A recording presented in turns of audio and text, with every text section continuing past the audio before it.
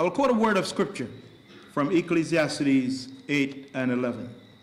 And this version says, because sentence against a bad work has not been executed speedily, that is why the heart of the sons of men has become fully set in them to do bad.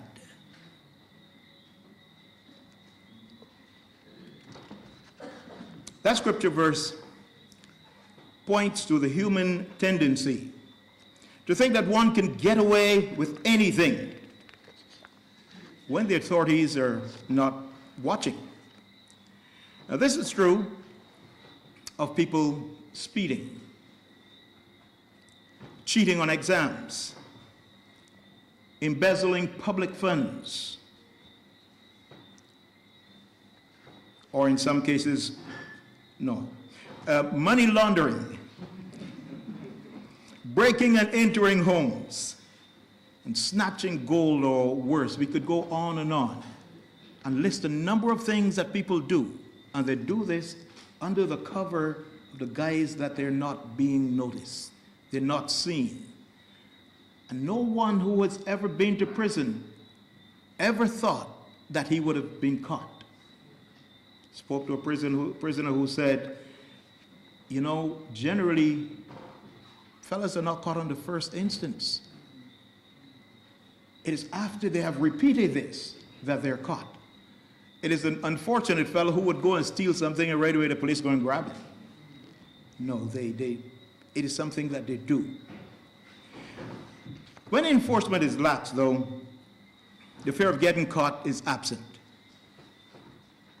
And I guess some people use this to say that the death penalty is something that should be instituted, and there's a whole long discussion on that, which I will not want to get into, because there are several pros and there are several cons, and we have a belief that there is an inherent value in every human being, not only in every child. But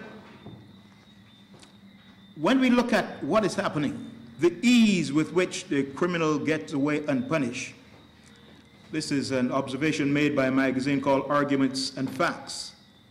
This ease seems to inspire ordinary citizens to commit the most brutal or heinous crimes because you can get away with it. So you do that. All humans are susceptible to wrong thinking. I sometimes have some wrong thoughts. Don't look at me like that. You've had wrong thoughts too. And you too. All humans are susceptible to wrong thinking.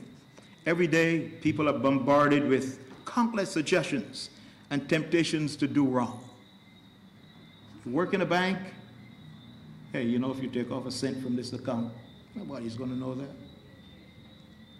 You take off a cent from 50 accounts every day, you look fairly good at the end of the year. And it takes a while before you're caught. And it seems as though justice is not done swiftly enough, so that person continues and then they're caught. So all humans are susceptible to this. But, as I said earlier, we have the ability to decide what is wrong and what is right, the difference. When I was thinking of the title, as I told you earlier, a suitable title for this address, I came across a Bible verse, another one of Proverbs 1 and 32, and it says, in part, and the complacency of fools shall destroy them. I looked up the word complacency. I thought that I really knew exactly what complacency meant, but I was complacent. But I looked it up. I looked up the definition of complacent in my Webster's dictionary, which proved very interesting to me. The first definition was, quote, pleased especially with oneself or one's advantages or accomplishments, often without awareness of or concern for defect, problem, or potential danger. It's quite heavy. We know all of that. But in life, it is amazing how quickly we can adapt to a situation. We become complacent, comfortable with our advantages and our accomplishments or achievements. We are living well So we become complacent. We operate in our own zone without concern for the defects in our society. And if there's such a word as the defectors, we care even less about them. But we become complacent. We're comfortable. We become oblivious to the problems of others and the potential dangers posed by the least, the lost, and the last in our society. I'm reminded of an old story about a frog. And they tell me in the story that a frog, if you put a frog in hot water, it pops right back out. But if you put a frog in water and you increase the temperature gradually, that frog enjoys that. The frog doesn't know that it will eventually cause its death, but the frog is enjoying that. The frog says, oh, this is good. We become like that, like frogs. You know, as you increase the temperature, oh, things are cool. I don't have to worry. I don't have to jump out of any situation. Everything will be all right. I will enjoy this. You know, in some ways, I might be led to apply the moral of this story to our society and its decision makers. Far too often, there is outrage about acts of crime or acts of lewdness in our society. But alas, that outrage is generally nothing more than a 9-day wonder. And then we continue like the frog to swim. The water gets hotter, but we are enjoying it. We care about no one.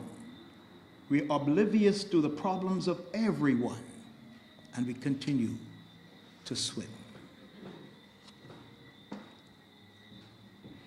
Far too often, we hear about efforts and plans for the rehabilitation of inmates in our prison, but unfortunately, this is something that we've heard over and repeatedly, but very little change is done. And there's so many examples of how prisons are run in these days. Prisons are no longer, or should no longer be, a place where you lock up a fella for a number of years, and what you do is let that fella out 20 years worse than he was when he went in the first instance, or 6 months worse than what he was when he went in the first instance. That is not what it should be. You lock him away, believe me, 90 whatever percent of the times, that person who goes to prison will come back out and walk through your society, walk through your neighborhood, looking to see a window ajar, looking to see the lights go out, looking for any opportunity to rob you or do you worse than that. But Prison Fellowship, for years, has been promised assistance in its rehabilitation program. It has been promised this assistance by both BLP and DLP administrations. We, like the frog, understand what it is. We continue swimming even though we know that, hey, sometimes we're waiting in vain. And there are public pronouncements that this will happen. But alas, nothing of the sort happens. Once I said to Brother Watts, we get the feeling that what we are doing is something that we do to carry home with us. We don't do it to carry it home with us. We do it to help the least, the lost, and the last in our society. That is what we do. Because if we don't do it, those people provide us with great concern. They provide trouble for us, a problem for us. So we need to do something about them. And as I said, there are so many instances or examples of rehabilitation that could be used. But complacency Complacency, according to Webster's dictionary, is being self-satisfied and unconcerned. Pause for a second. Are we satisfied and unconcerned about the level of crime and recidivism in our country? Could we all stand up and say, yes, we are satisfied with it? I am sure we are not. Because sometimes you hear somebody's out and you know that person is a bad person, so you go home early, you lock up all your doors, you can't enjoy sitting on your patio because somebody will run in your house or steal something from you. But are we unconcerned about these things?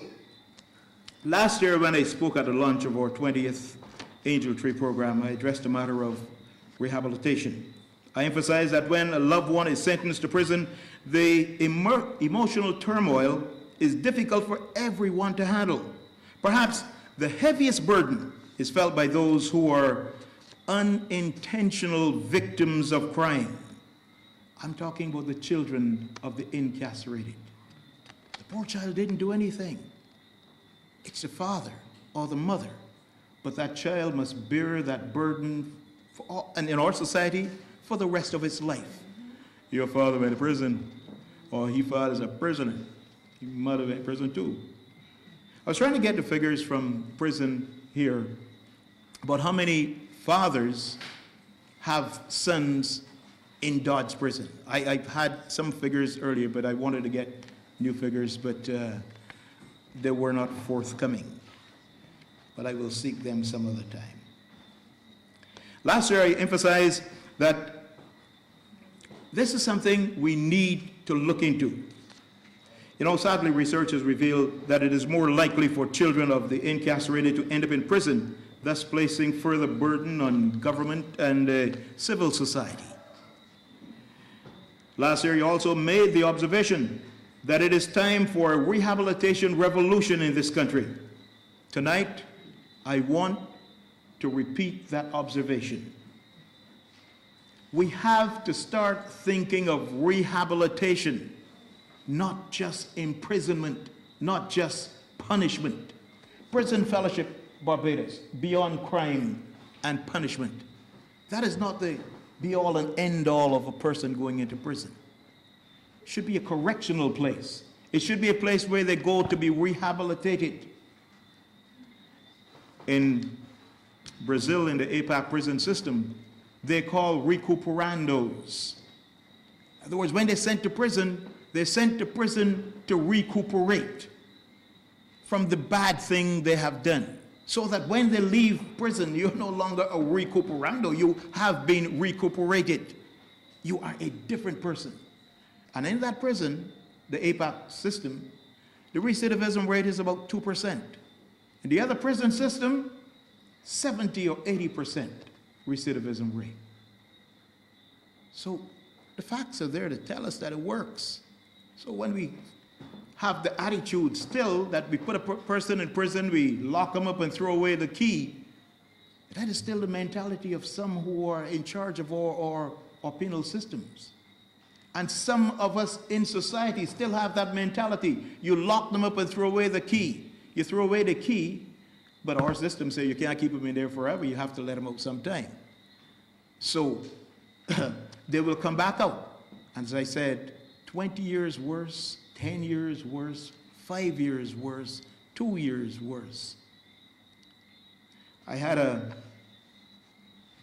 experience, and I sought to get some information on that. I was talking to someone about a person who went to prison for pedophilia.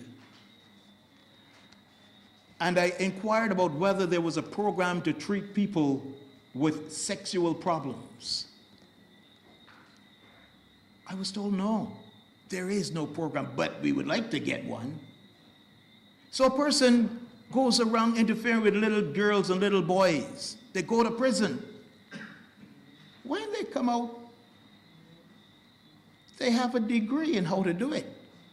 Because they sit down and study. You know, if I had done this, them fellas can catch me, you know. I make this little mistake here. And if I didn't tell the magistrate or judge this, they want to catch me now yet. And maybe if I didn't say that thing after the police beat me. But that's what some of them say. I don't think that is necessary. So, but they sit down and study. You talk to them. You understand what happens. To minimize the destructive effect of crime, all parties must step in and must act together as soon as possible. If we're going to find solutions to this crisis, we will have to begin looking at the very foundations of our system of penal justice. Crime is not merely an offense against the state, and justice is more than punishment. Crime hurts people, and justice should restore people to some sense of worth in our society. That is what the word justice is all about. So we say, well, justice is served. But if they're not restored, justice is just a word. But if you want justice to be served, you have to have that person reformed, so to speak, so that when they come out of prison, they are meaningful persons in our society. They can contribute to our society. And victims, offenders, and the communities, not just at the government level, should be actively involved in the criminal justice process at the earliest point and to the maximum extent possible. At the earliest point, when they go into prison, have programs to start readjusting their thinking. And if you don't readjust that, the thinking becomes worse than it was before. While the government is responsible for preserving order, only the community, only the community can establish peace and right relations. That's hard to understand, really, and hard to accept. But why would I want to help somebody who is a criminal? Why would I want to offer a job to a person who went to prison? Because by doing that, you could probably prevent that person from making you a victim. So we all have a role to play. Reconciliation and reintegration can be accomplished only when the community becomes involved. Our prison can do its best in working to rehabilitate inmates, to provide training and counseling, to assisting inmates in developing the thinking and living skills and proper adequate financial management, educational programs and vocational skills, drugs treatment. They can do all of that. But when they come out, if the society is not ready for them, then it all goes to naught. Spoke to a guy in prison and he's back. I asked him, why are you here? Well, when I go, I ain't got no friends over there. And my family didn't want me from there, so I do things and I just come back up here. That's what a man told me. When he goes out, his family does not want him. Nobody accepts, he has no friends. His friends are the ones in prison. He can't get a job because he went to prison. Society, are we complacent? Do we take it seriously when these things happen? And a fella comes out and he commits a crime, so well, he was always a criminal. But we should understand that we have a role to play. Churches, which are especially called upon to care for the bruised and the broken of society, bring unique resources to the offenders and victims that government programs don't offer. Am I correct, Reverend? Yes, thank you. Okay, so churches have that role to play, because that is the one way that you can start to get into their thinking and get these people converted into proper thinking. Churches have some coordinated programs and purpose-driven programs, spiritual and faith-based activities for inmates in prison and those leaving the institution. But you see, sometimes organizations will go to the prison to do church. I say that again. Go to prison to do church.